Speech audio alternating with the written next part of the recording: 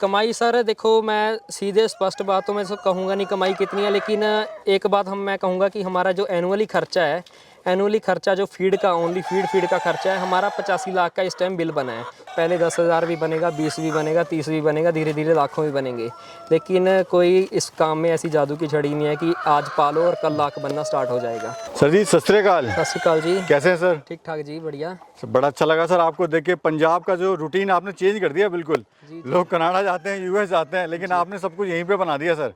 Thank you sir, thank you. आपका पहले तो फार्म पे पहुंचने का बहुत बहुत धन्यवाद। आप इतनी दूर से चल के हमारे फार्म पे आए, आपका तहे दिल से शुक्रिया। धन्यवाद सर, आपने भी हमें समय दिया, उसके लिए बहुत बहुत आभार आपका। शुक्रिया जी। हमारे जो दर्शक देख रहे हैं सर, अपना परिचय आप दीजिए, कहाँ पे आपका फार्म है और क्या फार्म की लोकेशन हुई? मेरा नाम जशनप्रीत सिंह है और मैं पटियाला से बिलोंग करता हूँ और मेरा फार्म पटियाला से 14 से 15 किलोमीटर की दूरी पे है, देवीगढ़ पेवा रोड पे स्थित है।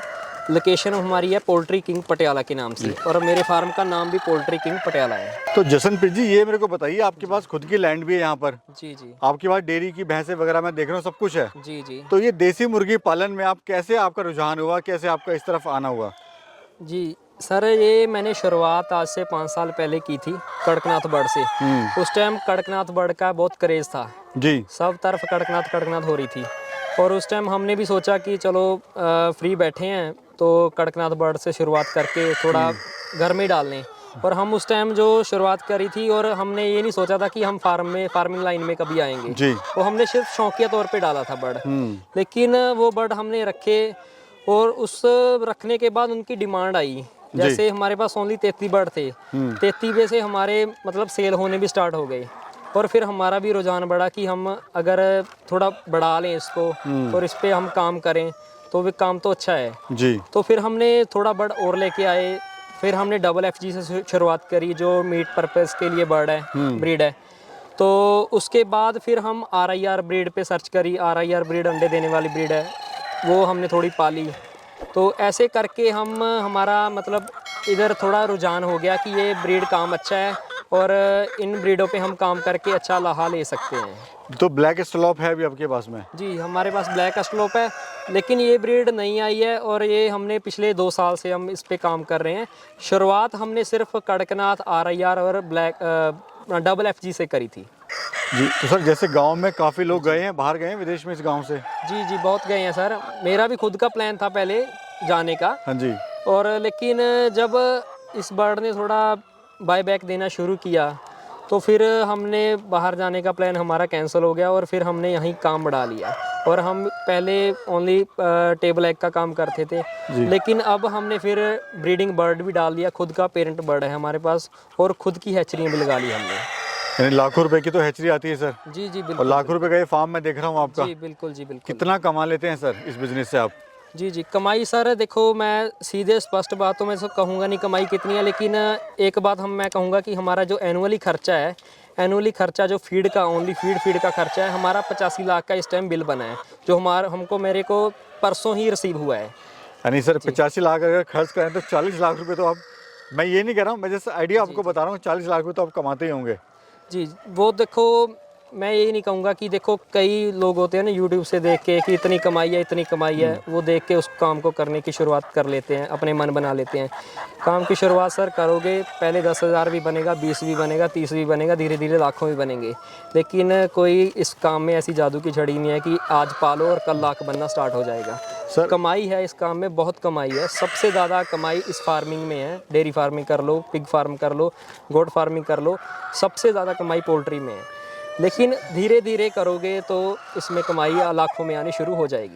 सर, चैलेंज क्या क्या आपको आया था शुरुआत में, बताइए थोड़ा दिल खोल के बताइएगा सर, क्योंकि आपकी वीडियो देख के जो फार्मर भाई हैं वो शुरू करेंगे फार्म अपना। जी बिल्कुल। और उनको होता है बाद में नुकसान, तो वो चीज़ अगर फार्मर भाई पहले ही पता कर लें कि ये नुकसान होने वाला है तो अलर्ट हो जाएंगे। जी, पहले तो देखो सर, आपने सवाल बहुत अच्छा किया कि ये सवाल बहुत कम लोग करते हैं कि इसमें नुकसान क्या होगा। ज़्यादातर फार्मर मेरे पास जो विज़िट करते हैं, रोज़ फार्म पे आते हैं, वो फ़ायदा पूछते हैं कि कितना फ़ायदा है इसमें, नुकसान कोई नहीं पूछता। नुकसान सर इसमें देखो, पहले अगर शुरुआत करेंगे हम, पहले तो जितना हमारा बजट है, अगर कोई 1000 बर्ड पालना चाहता है तो वो 2.5 से 3 लाख अपनी पॉकेट में रखे। ठीक है जी, इतने से शुरुआत करें। ये ना हो कि उसके पास पड़ा 1.5 लाख है और 1000 बर्ड डाल दिया, फिर बाद में वो घर का दाना डाल रहा है जहाँ कभी कुछ, फिर वो अंडा भी नहीं ले पाएगा और जो उसने पूंजी उसके पास सेव पड़ी है वो भी उसको खो देगा। ठीक है जी। और कम से कम अगर 1000 बर्ड की शुरुआत करनी है 2.5 से 3 लाख उसके पास होना चाहिए। और कभी भी बड़े बर्ड से शुरुआत ना करें। अगर बड़े बर्ड से शुरुआत करनी है तो सर्दी के सीज़न में करें, जैसे अक्टूबर, नवंबर, दिसंबर में। उस टाइम बड़ा बर्ड वो डालेगा तो उसको एग के जो कमाई होगी, उस टाइम एग का रेट बहुत ज़्यादा होता है, उस टाइम वो प्रॉफिट ले सकता है। लेकिन कोई भी अगर बड़ा बर्ड गर्मियों में शुरू कर लेगा, अप्रैल, जून, जुलाई में कर लेगा, तो उसको उसका नुकसान ही होगा। ठीक है जी। जी, तो ये ब्लैक एस्ट्रोलॉप सर कितना अंडा देता है, क्या खासियत क्या है, बताइए ज़रा। ब्लैक एस्ट्रोलॉप सर 270 से 280 अंडा दे देता है एनुअली। और इसकी खासियत ये है कि ये फीड बहुत कम खाता है, बाकी अदर ब्रीड से फीड कम खाता है। यहाँ तक कि RIR बर्ड से भी फीड इसकी 5 से 7 ग्राम कम ही है पर बर्ड की। जी। जैसे RIR 120 ग्राम फीड खाता है, लोग कहने को इसको भी 120 ग्राम ही कहते हैं कि 120 ग्राम खाता है, लेकिन हमारा जो पेरेंट है, हम खुद इसको पाल रहे हैं, हमारी एवरेज जो आ रही है 110 से 112 ग्राम फीड की आ रही है जी पर बर्ड की। फीड कम खाता है, अंडा ज़्यादा देता है, हर तरह से ये प्रॉफिटेबल है। सर, आपका जो फार्मिंग का मॉडल है थोड़ा डिफरेंट है। जी। आपकी खुद की हैचरी है, खुद के आपके पेरेंट्स बर्ड हैं, जी जी और खुद का ही आप बच्चा तैयार करके देते हो, यानी आप कहीं और से नहीं मंगाते हैं। जी जी बिल्कुल। क्या कॉन्सेप्ट है, बताइए ज़रा। जी देखिए सर, हमारा जैसे कोई भी किसी ने भी काम करना है, हमारा छोड़िए, किसी ने भी कोई काम करना है तो वो एक लाइन में मत चलिए, क्योंकि पोल्ट्री में बहुत सारी लाइनें हैं। जैसे वो टेबल एग सेल कर सकता है, चिक्स सेल कर सकता है। चिक्स अगर खुद की हैचरी नहीं है तो चिक्स डीलरशिप लेके वैसे सेल कर सकता है। बड़ा बर्ड तैयार करके सेल कर सकता है। 2-3 मंथ का बर्ड, पट्ठा पट्ठी जो बोलते हैं उसको सेल कर सकता है। वो ओनली मुर्गे का काम करके उसको चिकन के पर्पस के लिए मुर्गा सेल कर सकता है। इसमें बहुत सारी लाइनें हैं अगर कोई करना चाहे कोई। हम लेकिन करते हैं एक ही लाइन से शुरुआत कर लेते हैं। जैसे अंडे पे काम करना है, हमने अंडे वाली बर्ड डाली और अंडे की लाइन पे ही चले जाते हैं जी। दूसरी चीज़ के बारे हम सोचते नहीं हैं। कोई कि एक काम के साथ अगर 2-3 काम और ऐड करोगे तो आपका और ज़्यादा इसमें इनकम आने के चांस हो रुचि जाते भी हैं। आएगी। और क्योंकि जब रुचि आएगी इसमें तो इनकम तो फिर अपने आप ही आएगी। किसी काम को जब हम दिल से करते हैं, मन से करते हैं, तो फिर उसमें एक कभी नुकसान का चांसेस कम हो जाते हैं। 1% भी नहीं होता उसमें।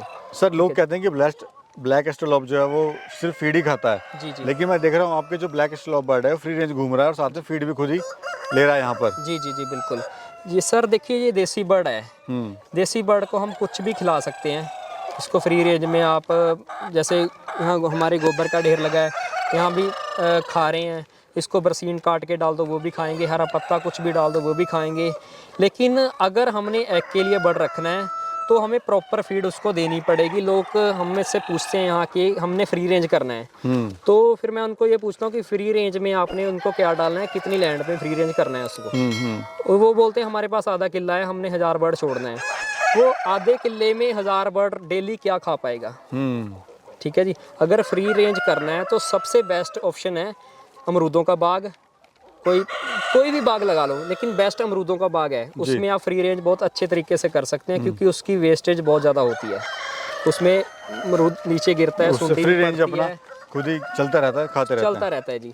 लेकिन अगर आप एक एरिया में जहाँ कुछ भी नहीं है वहाँ फ्री रेंज की सोच रहे हो, वहाँ फ्री रेंज नहीं उसको बोल सकते।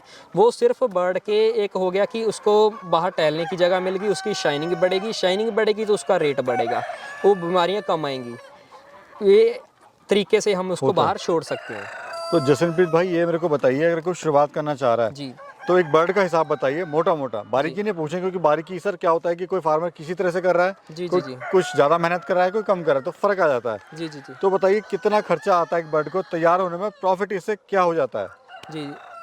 खर्चा सर देखो, अगर हमारे पंजाब में बात करें तो यहाँ 28 से 30 रुपये फीड का रेट चल रहा है।